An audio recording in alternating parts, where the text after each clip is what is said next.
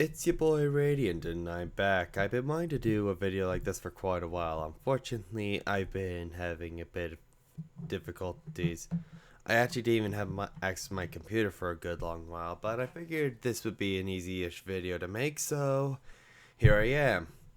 I'll be reading a horror story, as you can see by the title. This one, I've been wanting to do a video like this in a long time, and this is a rather popular story. I also did a little bit of research beforehand, so we can dive into that later on as I give my analysis. So, without further ado, let's begin. That guy caused my first TPK as a DM, as well as the only time I've ever been mutinied against. This is the tale of how I was mutinied against during one of my first D&D that I ever ran. It is a story of stupidity and stubbornness, and nobody in particular will come out looking good. But at least I can say I was trying my best. Plus, I had the excuse of inexperience on my side. As the players, well, that's up for you to decide. A little background, I had played with the group for a campaign before, so I was familiar with them from a PC perspective. Then the DM had a bit of a burnout and asked me if I could run a game in his place. I was very new, but the few games I did run before with other groups had gone well, and those PCs all had good things to say about how I ran it. So I figured it was worth a shot. At the time of the game of choice among our group was 4th edition. I know, but it was the newest edition, and it was the game everyone had the books for. Okay, I know I'm jumping in a bit, but I actually find 4th edition is an interesting take because I know people dislike it, and as someone who tried to fix 4th edition, and believe me, I tried so hard, and I got so far, but in the end, it didn't even matter. Alright, without further ado, let's meet the gang. First off, we have Jim, who is playing Flynn in Elven Ranger, and both of them were extremely laid back. Jim, being the previous DM, knew the rules better than most of us, and he was a huge help with helping me understand things and put everything together. He always seemed to be enjoying himself no matter how apocalyptic things got. Next we have Amy, who is Jim's girlfriend. And while she was nice enough, she really did much role-playing. However, that being said, she made a very untalkative half-orc rogue named Sarah, and I don't know why she didn't just make a fighter, considering she put all her points into strength and charisma, the latter of which she used to intimidate people to an impressive degree. Her go-to tactic, instead of move silently, which she only had a +2 in anyway, was to walk up to someone and smash them in the head with her mace. Yeah, I don't get the character either.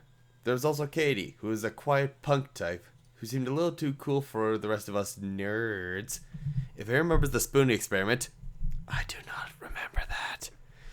He looked a lot like Noah's girlfriend, April. I don't know who that is.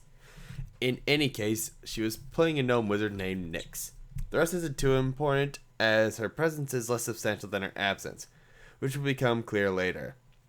Lastly, we have Maurice. Maurice was the problem. He was a very large, very loud, and quite flamboyant man who had a seemingly clinical need to be under the spotlight both in character and at the table. Picture Titus Burgess with a beard and you got the idea. It's not that Maurice was a bad role player. In fact, he put way more effort into it than anyone else at the table. The problem was that Maurice was playing a lawful good Dragonborn Paladin named Torment. And Maurice played a lawful good Paladin like the worst kind of annoying stereotype you are thinking of right now when I say the words lawful good Paladin. Okay, I'd like to pause here and consider this. The way he phrases it is that if Maurice was playing a more subtle character, this would be fine. The problem is Maurice is choosing to play this type of character. You even see later that OP notes that the phrase just playing in character doesn't really help out much, but this is a genuine thing. Unfortunately, you have to talk to a person and not about what they're playing, but how they're playing it. Unfortunately, we can sort of see here that Maurice needs to be in the spotlight, and he sort of just needs to be the default winner. I'll get into more of that as I explain things, but we'll see very much that Maurice's problem is one that we see a lot of. Tormund walked right into bandit camps while proclaiming everyone under their arrest with no plan or strategy. And thus the party had better quickly scramble to back him up because there was no stopping him once he saw injustice. He'd actively shake down local law enforcement if he felt they weren't towing the line properly. He'd broker no talks with any person he considered a criminal of any sort. No, they were immediately to submit to his divine authority, or he'd draw his longsword. And yes, every single time he did that, it led to confrontations, collateral damage, and needless deaths. But hey, Tormund was just simply doing Bahamut's will, so he was just playing in character. In short, Maurice played Tormund like a lawful stupid Hall.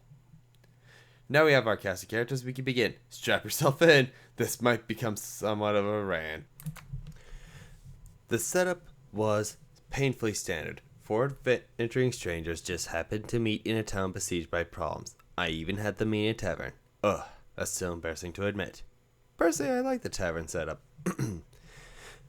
That one is totally on me.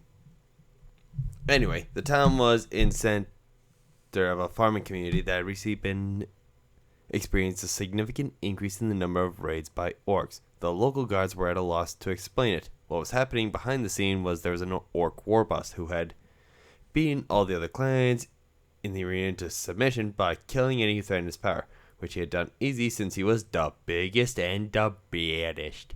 He was meant to be the big bad for the opening arc, a prelude to greater things to come as the PCs all work together and become a team. Oh, the irony already. I had started them at level 3, which I felt was appropriate since level 1 seemed pretty anemic to me. I agree, but I still wanted the orcs to be a decent threat level, especially when faced en masse. So they had some extra skills and feats to play with, which everybody likes. Still, they were only level 3. I mentioned that twice because it's very relevant. My thought process being that by the time they reached the war boss, they'd probably be at least a couple of levels higher, since, you know, that's how these games typically work. It's sometimes how these games work. Most of the first session, past the opening introductions, was spent exploring the town and role-playing. There was an encounter or two outside the town involving some bandits, during which Tormund made his method of stealth known to all by busting into their campsite with all the subtlety of the Kool-Aid Man in plate mail, smacking an artillery shell with a sledgehammer. But all that isn't really too important, although it certainly painted a picture for what was to come. What's important now is that this encounter by no means brought them above level 3, and yes, I mentioned that fact the third time for a reason. This was where the real plot was made known. I had local law enforcement come to the PCs and ask for help. They told them that there had been several reports of large war band of orcs approaching and burning as they went. Farms were being attacked, crops and homes were slashed and burned, and people were being butchered and had their bodies splayed out on poles as grim trophies. Ew. The captain of the local guard explained to our newly arrived heroes that they were in the midst of preparing the town's defenses for an immediate attack. Naturally, the PCs took it very seriously, most notably Tormund, who of course was beyond offended by this affront to common decency. He made it clear very quickly that he was on the warpath, as I knew he would be. Of course, I don't need to remind you for the fourth time that Tormund in the party was only level 3. This was not a fight they were ready for, but I had planned for that, which is why I had an entire scenario in my mind for the defense of the town. It was going to be a fairly massive fight across several fronts, with the PCs each in charge of a section of the town, along with a contingent of guardsmen. It was going to be a big battle. Hordes of orcs were going to be crashing and smashing all over the place, with men and wizards and rangers and artillery fighting back against the green tide. It was going to be something out of Warhammer, and hopefully it was going to be sweet. I would totally play that game. But what I didn't know was how committed Tormund was to branding out his own brand of dealing out justice. He wasn't just on the warpath. Oh no, this guy was on a crusade, and that went beyond normal lawful good compulsions. This guy was going to smite everyone and everything having to do with this. Everything. And he didn't care if he was going to have to do it with his bare hands. It took me literally throwing NPCs in his path to slow him down from stomping down the road in the vague direction of the last reported incident. The captain of the guard begged Tormund and the other PCs to stay and help them man the defenses. And there's an effort being made to bring all the outlying adventurers into the town to keep them safe. He said they need heroes to help raise the fighting spirits of all local guards and the regular people fighting for their land and lives, and to see adventurers such as themselves fighting next to them might just be the spark they need to prevail. Tormund vehemently refused to stay and help. They didn't need to worry about a thing because, as he put it, we've got this. Oh boy. Let's think about this. I like the premise, as I said aloud, but what I really am interested in is, as OP notes, they're a bit low level, and low level 4th edition characters, well, low level characters in any RPG, have very few options. 4th edition, you both had less options in powers you got to use, but you also just had weaker powers. You could maybe use 1 or 2 powers per long rest that would let you do something fancy. But as someone who played 4th edition, if you were low level, you were typically using your at-will power, the thing you could just spam without any resources spent. There might be some people who like to go off and shoot their biggest power off first, but which I wouldn't be surprised if that's what Tormund used. But simply put, I'm a little surprised that Tormund didn't feel like this method would work just as well. Like, if I was in charge of this and I had to deal with a player like this, I would, instead of imply that, why go out to fight the orcs? They're coming here. You'll fight more of them if you stay. Basically, I try to assure Tormund that he'll get his divine justice by staying put and fighting the camp himself. Maybe Maurice just felt like it was... I'm not quite sure what happened, but as we can see, the player was very much just disrespecting the DM's intention here. And I'm not even saying I'm feeling like this isn't like a player being railroaded too hard. This is just a plot hook to give people an exciting battle session, and you know, that's fun. So then, let's continue. With those 3 words, Tormund walked down the dirt road towards the rising smoke in the distance. The town guard had called after him, pleading for him to come back, to no avail. In fact, many, including the captain, offered to go with him to help. I saw at this point that Tormund was quickly going far past the point of reason, but I figured that more boys might be able to help a little. See, he's not railroading. I didn't care if it made no sense, I just want them to have a shot at survival. Oh, the irony. He refused the help. He ordered everyone who offered to go with him to go back to town, lest they be hurt. Because lawful good, I guess? I mean, this was their job. They volunteered for their positions, so it wasn't like they were innocent bystanders or anything. And since when did Tormund care about collateral damage, as long as in the pursuit of justice? But whenever Maurice played him like an idiot, who cares? The rest of the PCs followed him because they knew enough to never split the party, right? Sometimes you can split the party. I don't, but you can sometimes. I feel it necessary to add at this point, this was Nyx's first session with the group. Oh no. She really didn't have much to do since it was pretty much all role-playing, and she wasn't very clear on how it all worked since it was her first exposure to D&D. Because of all that, I wasn't expecting her to be the voice of reason here, but I knew I needed her to do something to stop this madness from proceeding. I had a delusional, out-of-control PC on my hands, and I need to curtail this train wreck before it got worse.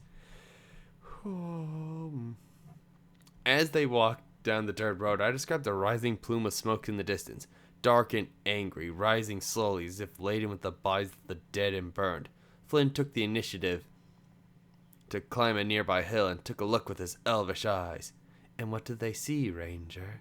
Seeing as it was daylight on rolling plains, I'd even make him roll for the check. He saw the orcs marching steadily down the road in a flat black column.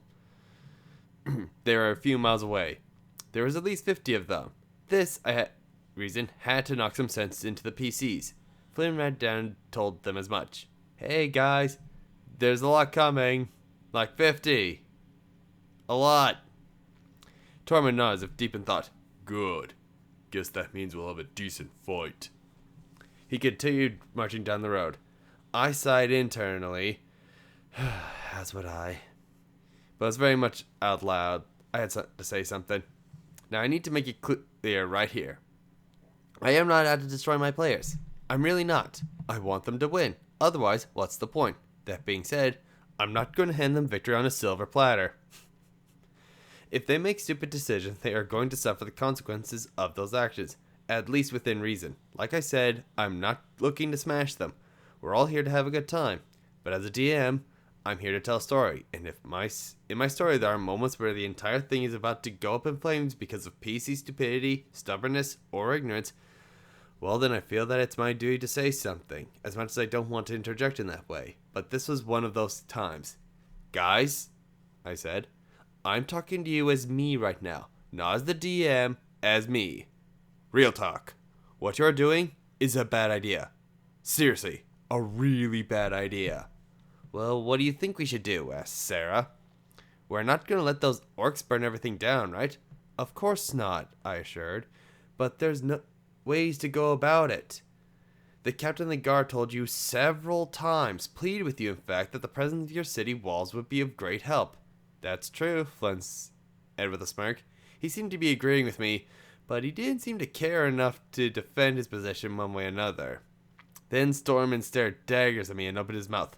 I will not allow them to live. I literally threw up my hands at this point. I couldn't believe how obstinate he was being. Dude, there's like 50 of them. Then he said the second most insulting thing to me he said during this whole debacle. Don't worry, we'll be fine. Oh, and by the way, in case I need to remind you for the 5th time, they're all level frickin' 3.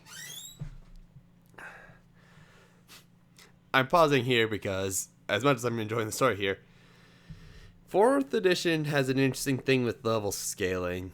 There's a certain set of monsters you're supposed to fight at a level. So, because both PCs and creatures add their level to their attack rolls, and your AC of the monster scales appropriately, there's supposed to be a certain monsters you're supposed to fight. So, I'm assuming the point is they're supposed to fight these guys at level 5, where it's going to be a bit easier for them.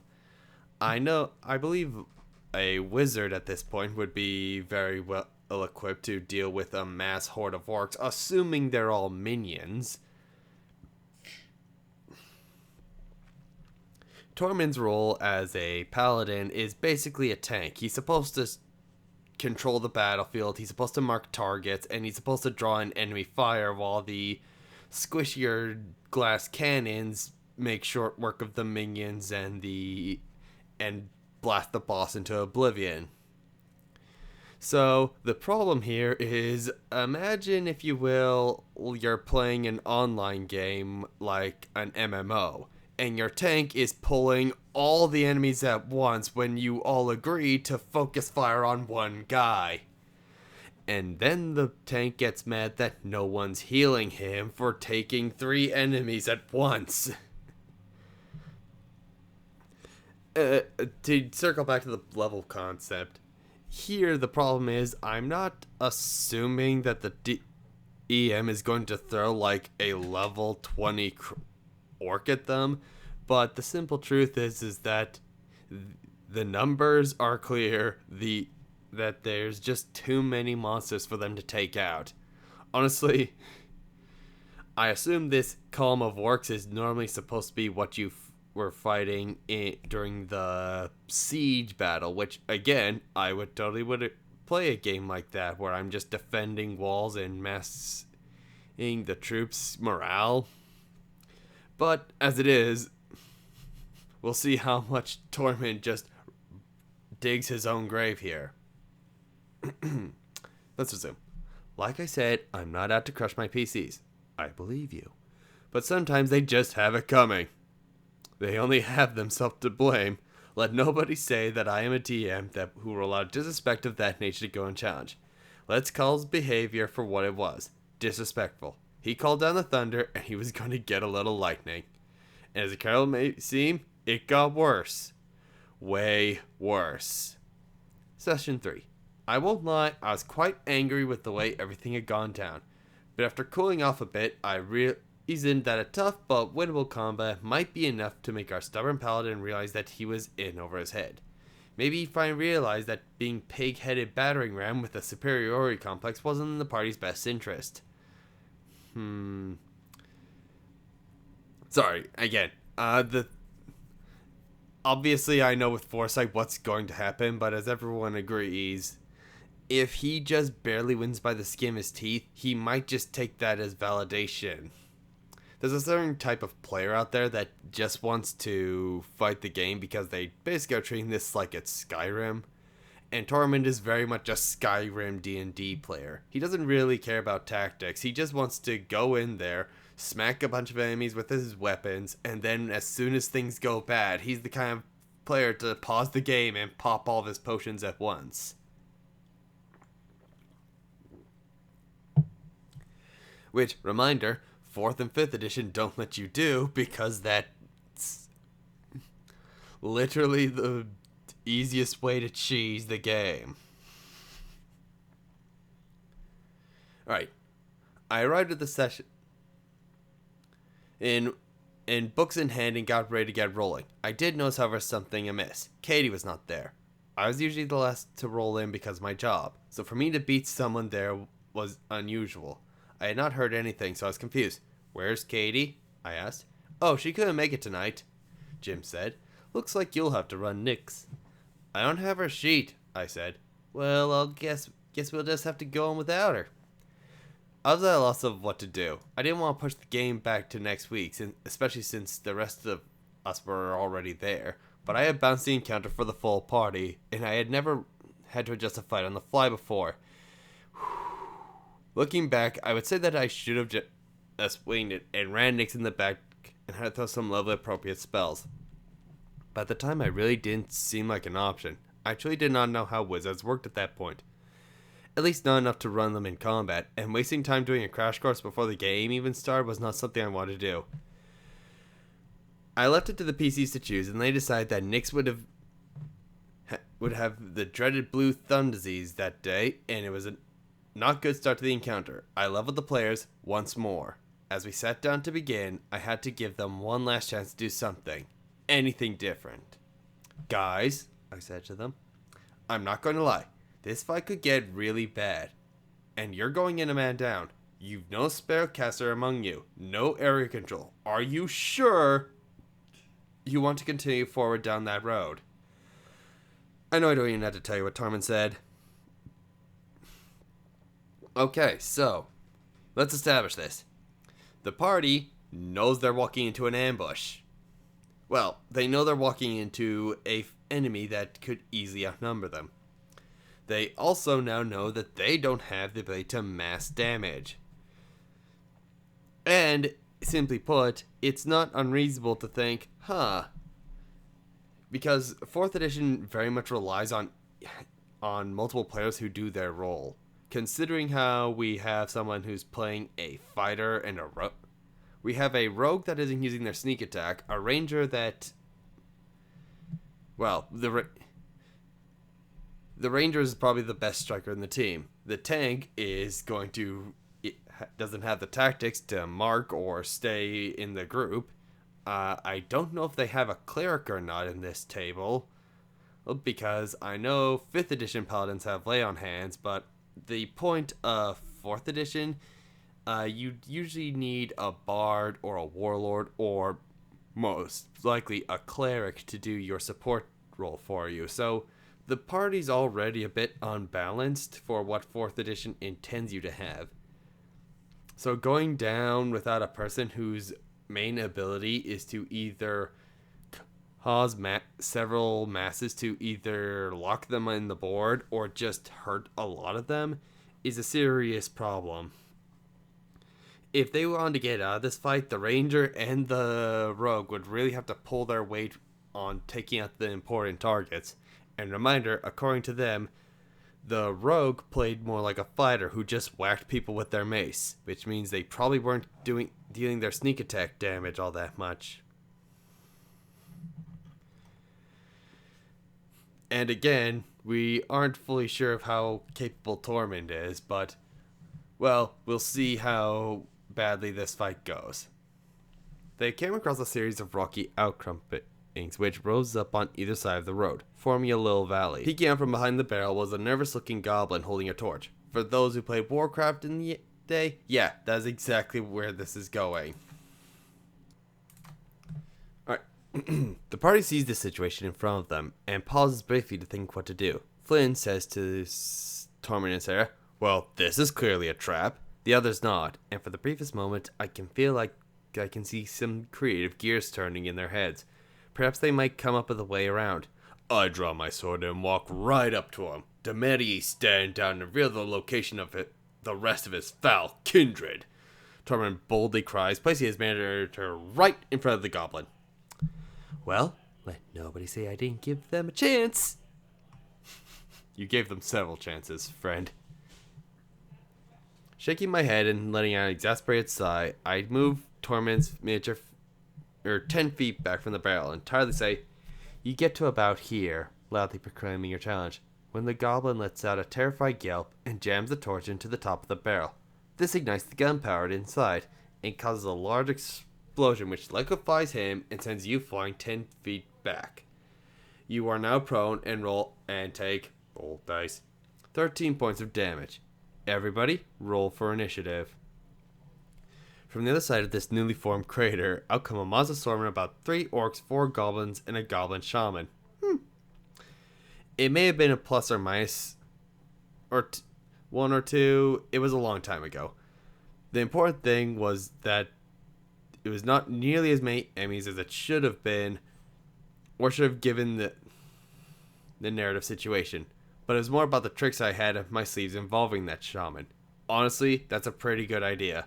A big horde of enemies can kind of just make the fight feel spammy, but just giving a small amount of enemies that have some sort of clever trick or tactic to play around is a way more fun fight. Assuming that is that your players are the sort of people who like to turn their brains on and think of a strategy during the fight. Why would I mention that?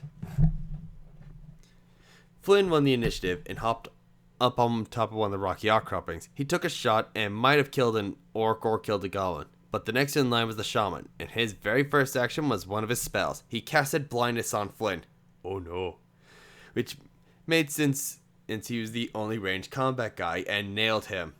Flynn failed his save and thus began one of the only aspects of this encounter that was completely down to bad luck instead of bad tactics. This is true because in 4th edition, the way a save works is you don't add anything. It's just a dice roll. In general, the DC to make the save is fine. Is the same. It's just how bad the effect is. For example, a level 3 spell failing to save against a level 3 effect means you might take 3 damage per round. Failing to save against a Lich's rotting ability means you're going to take 35 damage a round. Sorry, just chiming in because I know a lot about 4th edition, so. Anyway, I'm not trying to break up the pace too much, but this is kind of it. Alright, Flynn failed to save against the blindness roll. Oh, sorry. Alright, the goblins then started running at the blind ranger like a pack of hungry dogs. Meanwhile, down the valley, Sarah had charged into the new crater with her mace, swinging and smacking around an orc while Tormund crawled up off his back and joined her. The first round of combat went to them as they did some moderate damage to a couple orcs. But then the second round began. Oh no. Flynn failed to save against blindness again and was very much exposed, useless, and defenseless. The goblins were palmed and it was not looking good. Then the shaman went again. This time he cast his second spell, a magical cloud of darkness. He dropped it right in front of the center of the crater. Which expanded out to cover the entire section of road Sarah and Tormund were fighting. This cloud of darkness was especially nasty because enemies could still see it. Only the PCs were affected. So essentially the entire party was now blind. Any player worth a damn at this point would state the obvious and say, well, clearly we need to get out of here. Obviously, we're just blindly swinging at the darkness. Maybe some more aggressive or cavalier players might give it a few turns just to see if he could get past the whole -10 to hit penalty. After all, nothing is impossible. You've always got that 5% chance for that nat 20, but most players will conclude after a short time that a tactical retreat, they stayed in that cloud of darkness, flailing at nothing while getting smacked in the head by orcs until they had 0 hit points. It was the most baffling thing I'd ever seen. They hit nothing. Hell, factoring the DC modifier given by the darkness, the orcs I see in their own measly level 3 to hit bonus, I'm not sure that anything outside of a natural 20 could have hit anything. But they just kept swinging like they were trying out for the Mets. Even when Torment and Sarah were both under half health, they were both just kept going. Poor Flynn kept failing his save against the blindness, which he never did make. He was the first one down, having been hacked to bits by goblins laughing while they stabbed the silly blind flailing elf. But at least he had an excuse. He had a spell in his eyes.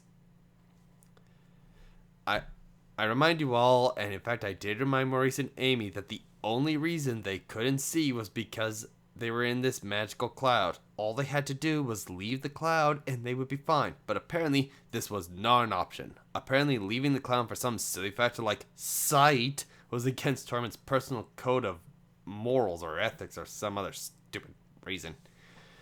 Because he would not leave that cloud. He stayed up that thing's ass like it owed him money. Okay, so I know I've been chiming in a lot, but this is interesting. I remember thinking to myself that a -10 seemed like a lot. Now, as I even went through my 4E source books, now it's worth noting that you do have a -10 to all perception checks when you are blinded, which is what this cloud is doing to them. Personally, I find this an interesting thing, and the mention of a nat 20 did make me remember of a fun memory I had in my own 4th edition game. This wasn't myself, but a player had just decided to throw a torch at an enemy that they couldn't see, and we all agreed that, he's probably gonna miss, but then he rolls a nat 20, and we all laughed.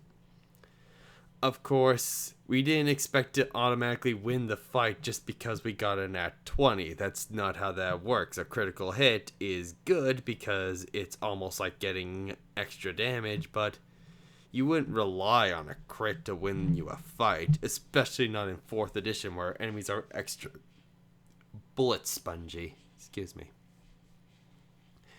So part of me wonders if maybe the cloud of darkness was a little too harsh. But the simple problem here is that, well, the players are deliberately walking into a trap. And now they seem to care that they're walking into a trap. Let's continue. It was a mess. Poor Flynn was being scraped off the sides of the rocks, Sarah was nearly down, and Torment was looking real bad. The orcs had barely taken damage. Probably not since the first round. I shook my head and looked at Maurice and said, dude, just leave the magical cloud. You're fighting shadows here, and you're getting killed. Maurice simply curled his lip and said, no, this is personal now. Why do you need to beat them in a magical cloud of darkness? I don't retreat. Then there was silence. I looked at the map, then at Maurice, then back to the map, and I nodded. All right then, I said. Here they come. Hope not seeing it coming makes it hurt less. Before the end of the next round, the entire party was down. It was my first TPK. The table was silent for a bit. Maurice was staring down at the map like he was trying to drill holes in his eyes. Amy seemed confused that her hit points were at 0. I think it was the first time that had happened to her. Jim was leaning back with a smirk on his face, shaking his head and chuckling. He knew that what had happened was beyond dumb, but he was taking it in stride. Eventually Maurice looked at me and said, that was way too hard of an encounter. That was unfair. We should have never gone someone against that. That was a terrible fight. That was when I got mad. For those keeping track, that was the most insulting thing he said to me during this whole thing. I blew up at him. All the frustrations I had over the last few weeks over the idiotic way he played his character came bubbling up. In sight, I could have been more diplomatic, but the sheer arrogance on display sent me over the edge. Dude, I yelled. I took it easy on you. Are you kidding me? I gave you every opportunity to not do what you did. I flat out told you it was a bad idea. But you did it anyway. You didn't listen. You think what you got was bad? You didn't come anywhere close to the actual orc force. You were so underleveled for what you were trying to do, and I tried telling you that. And you fought stupidly. You could have left that cloud at any time, but you didn't. I gave you so many opportunities to fix it, but every single time you freeze because you play Tormund like he's a pig-headed hole. So Maurice, how is this my fault? It's true, Jim said with a smirk. You did warn us many times. Maurice looked at his character sheet and grumbled. Well, I guess I'll just roll up a new freaking character. Oh no, I told him. I was still mad, but I had a plan ready. You don't have to do that. You're not dead. What do you mean? I'm at 0. Just because you're at 0 doesn't mean you're dead. You've been captured. Tormund is still alive, so is Flynn and Sarah. Trust me, I can save this. It'll be fine. Maurice then had a look of absolute anger come over his face. He scowled and said through gritted teeth, I would rather you kill me than be captured. I rolled my eyes. I was so beyond done with this guy. Fine then. Roll up a new character if you want. Just remember, I didn't make you do it. Needless to say, the session ended after that, and I went home to salvage things.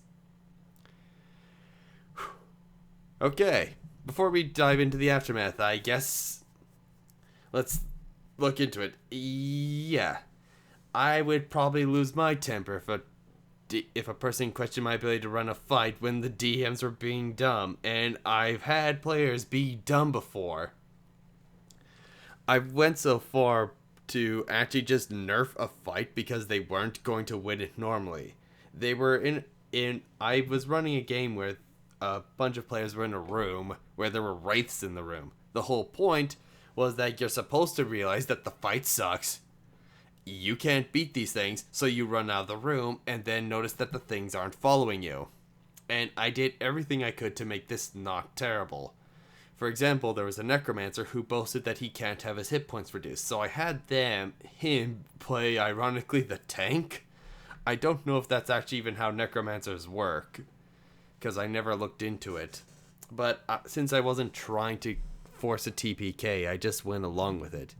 The funny thing is that the players literally just did exactly as Tormund did and just tried to brute force their way out of the situation.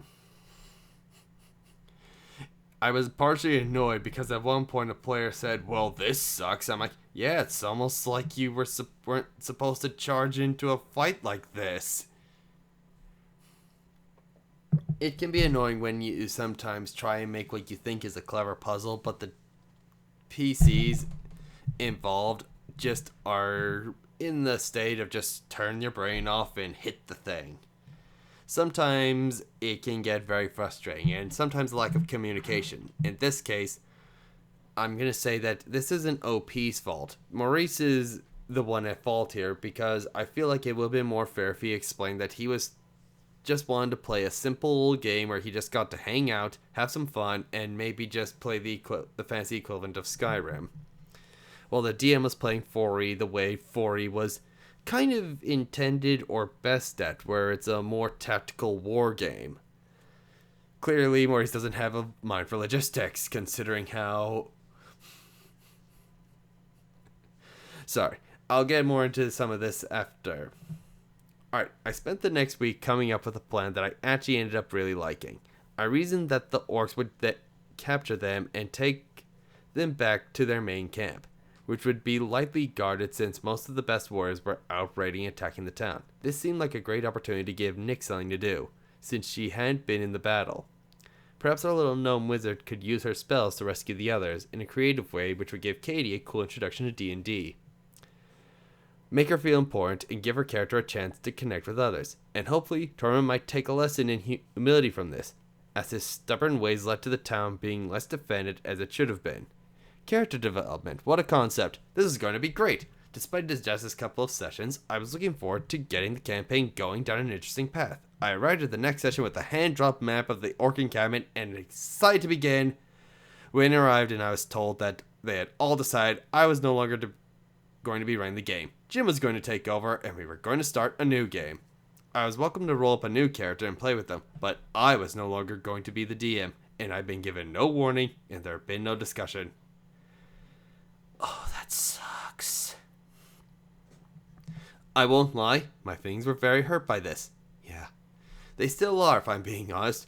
All the time and work I put into the game didn't seem to matter to them. So it's not surprising that I quickly fell out of touch with all these people years ago, as they clearly weren't exactly what I call great friends. I still don't know why they felt like I had been unfair to them, but I figure it was mostly down to a serious lack of self-awareness on top of the bad misunderstanding of how to play a lawful good paladin. Still, I did roll up a character who ended up being one of my all-time favorites, and I did play a campaign with them. They all played the same character again, so Maurice was once again playing Tormund the Dragonborn. And no, he did not learn one single thing. The end.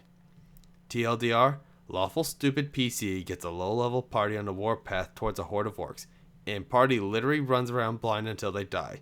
PC blames DM for bad decisions, DM is ousted, and no lessons are learned. Yeah. As I said, I've weighed in several times here that Maurice seems to be the sort of player who he basically just wants to play Skyrim, but as a tabletop game, probably with even more overpowered abilities. The Redditor who posted this actually hosted an AMA later on, and while reading it, he mentioned that Tormund was the type of player who just did not like it if he wasn't easily winning. He also stated very clearly that it angered him completely if the enemies used any sort of tactics. Which bothers me, because that's literally the point of 4E. The monsters aren't interesting if they just run up and attack you. That's not how the monsters work in this game. They have powers they can use. They can put up temporary status effects, and heck, most of the game powers I see is based around maneuvering the battlefield, shifting around, and trying to get free movement in while the... Long story short, I'm not the biggest fan of this idea that of this version of D&D where you're just walking in front of an enemy and taking turns to smack each other. And since the AI is going to have worse stats than you, because we wouldn't want to hurt the precious paladin's feelings, you're inevitably going to win. I personally am not sure exactly how this works, but OP also mentions that Maurice was the kind of person where he got very loud and angry, and the group's default method of dealing with him was just to give him whatever he wants because it led him to stop shouting so much. Now, I'm going to be honest, I've not always been the best player, and I too sometimes would get moody if I felt like the game was being unfair. I remember one bit where my character became very close to dying, and I was salty about it, and everyone kind of had the right was in the right to call me out that I was taking this game way too personally. I had ran off on my own and had gone too far away from the cleric to heal me, so when a big monster jumped me, yeah, I happened to lose.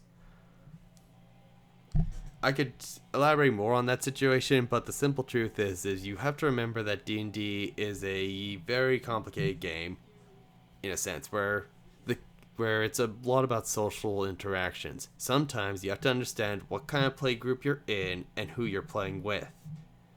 In this case, I can't fault OP for any of the things he did because he was just genuinely trying to play a game. Maybe a session 0 would have helped a little bit, but it seems like Maurice's opinion was everything had to cater to him. So, Maurice, I hope you've at some point can understand what you did wrong and apologize to OP. And OP, I hope you still love D&D, if you read this. So, that's the story, and I weighed in very thoroughly. This is my first time doing a reading like this, and I say I had fun. Let me know if you guys like this sort of video. This is It's your boy Rated, and I'm signing off.